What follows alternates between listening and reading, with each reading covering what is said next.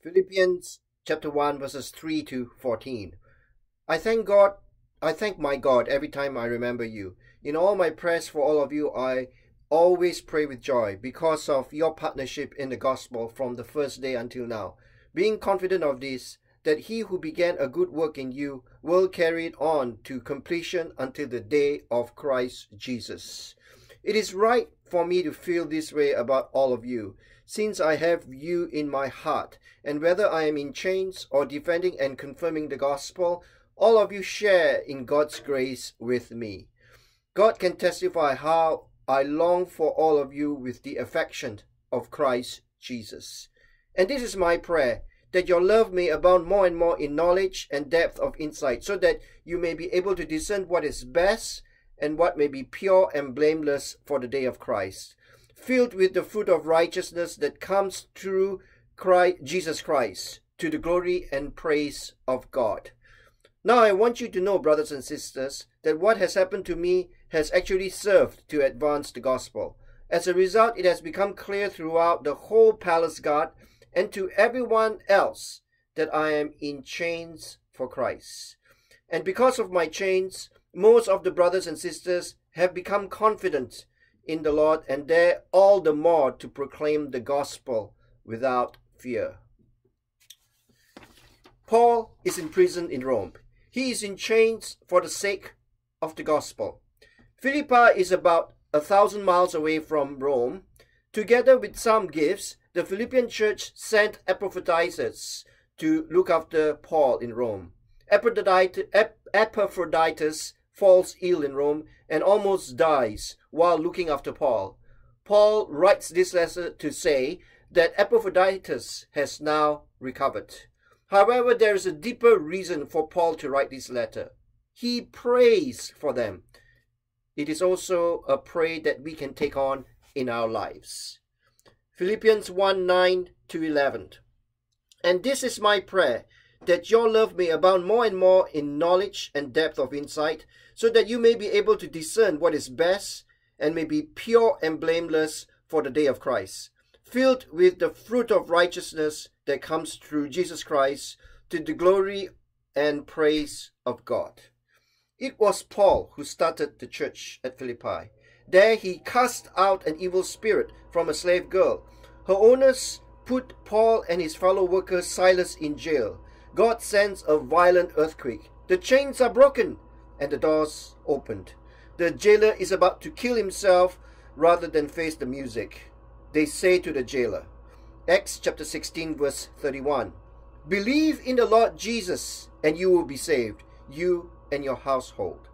The jailer believes, and his household and him are baptized that evening. It is a dramatic start to the Philippian church. Since that day, the Philippians have shared a partnership in the gospel with Paul.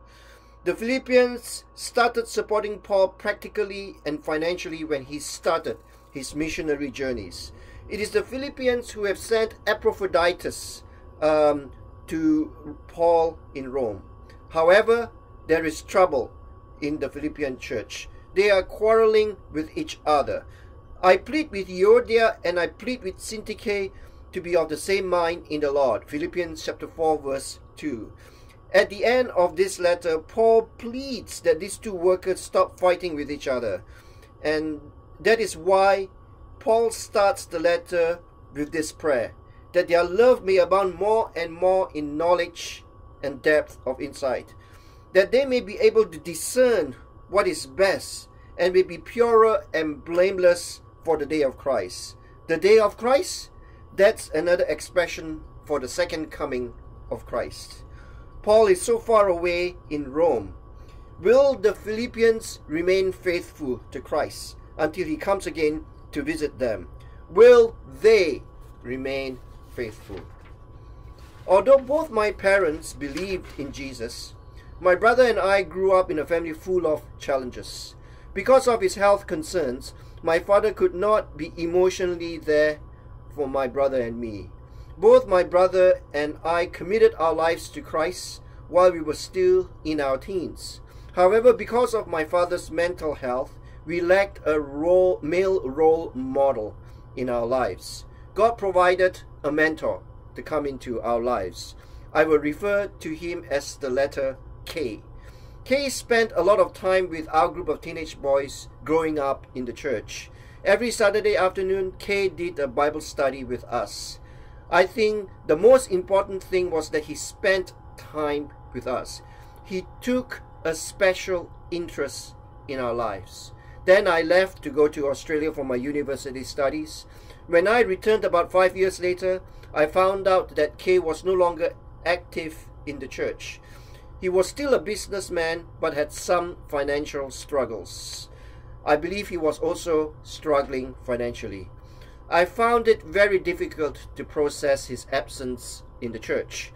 He had been one of the main reasons I became involved in the church. As I look back at life, I find that there are many people like K in my life. They were more experienced in the Christian life than me. They were often older in age than me.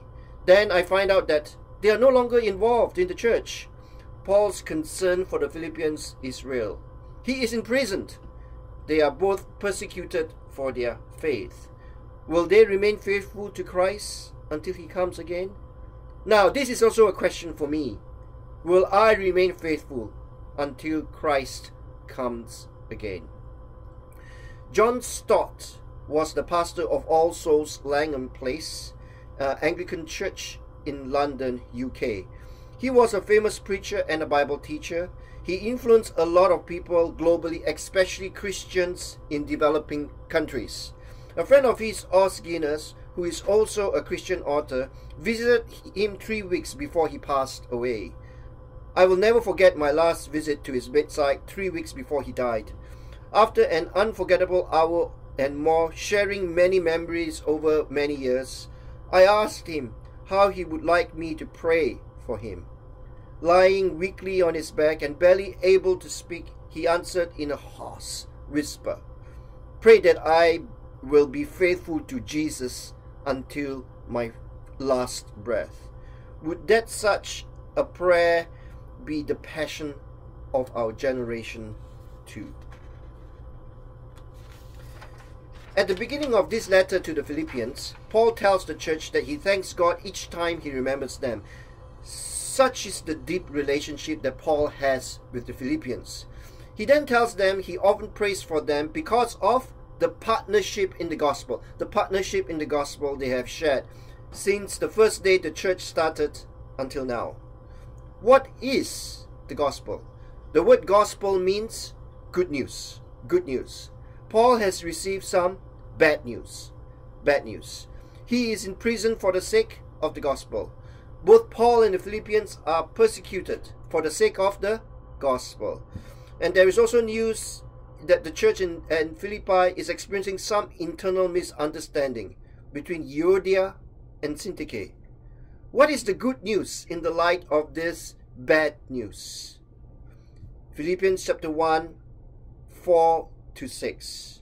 And this is the key verse. These are the key verses in the passage that I just read. In all my prayers for all of you, I always pray with joy because of your partnership in the gospel from the first day until now, being confident of this, that he who began a good work in you will carry it on to completion until the day of Christ Jesus. The gospel starts with God and ends with God. In the middle is God's good work. Christmas is a time to celebrate the gospel. Christ's name appears in the word Christmas. Jesus is God in human flesh. Jesus has literally left his heavenly glory to bring us back to God. Like Paul, it is like we are trapped in the present. God comes and rescues us. In July of this year, the whole world recalled how a group of teenage boys in Thailand were rescued from a cave. Laura also was trapped in a cave, not in Thailand but in Indiana. And she recalls what it was like for a group to be trapped deep underground in the dark, flooded cave in Indiana and the relief they felt when rescued. In the end, a team of fellow cavers and trained rescue personnel came to our aid as the waters were receding. They brought us food, water, warm clothes, and smiles. One later commented that when he reached our little hovel, the smell was fantastically terrible from all of us clustered together for so long in our stinky cave gear. But he said it was the best thing he had ever inhaled. We made a long trek out of the cave, all of us under our own power, but greatly buoyed by the rescuers who assisted along the way. It took at least 4 hours of exhausted wading, scrambling, and crawling for all of us to exit. We were greeted on the surface by relieved and jubilant family and friends, bright lights, medical personnel, fried chicken, and an very inviting campfire. It was surreal. I wanted to celebrate with friends. I wanted to go home and sleep forever. So that we would be where Jesus is, he first came to be where we are, to rescue us. I'm certain that the world he entered literally stung way more than the heavenly splendor he left behind. Jesus came to be with us. He gave temporary comforts and healing to those he found. They were temporary because they were only meant to point to the party awaiting us up at the surface. Family and friends, fried chicken, and a warm fire. They are only the beginning of imagining what he has prepared for those who love him.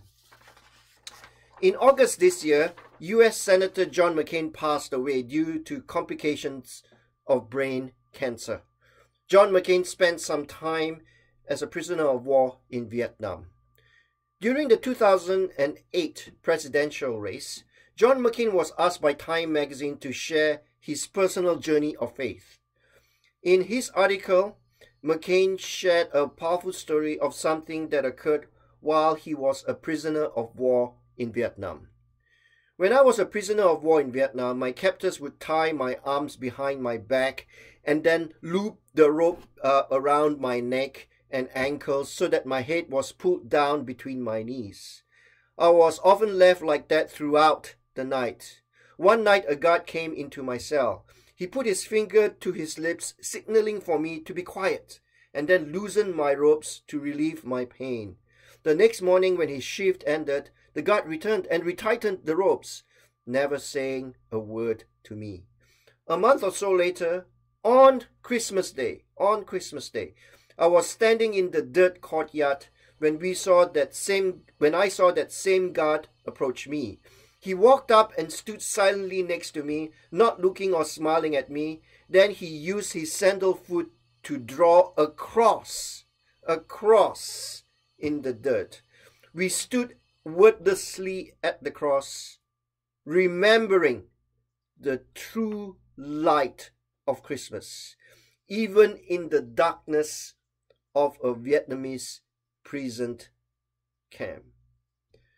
So today we remember the true light of Christmas, even in the darkness of a Vietnamese Christmas camp. We remember the true light of Christmas, even in the darkness of our lives. And there are 5 statements that we often state about the true light of Christmas, and I'm going to say them.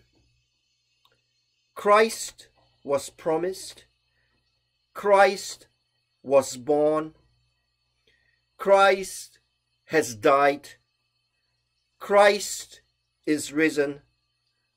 Christ will come again.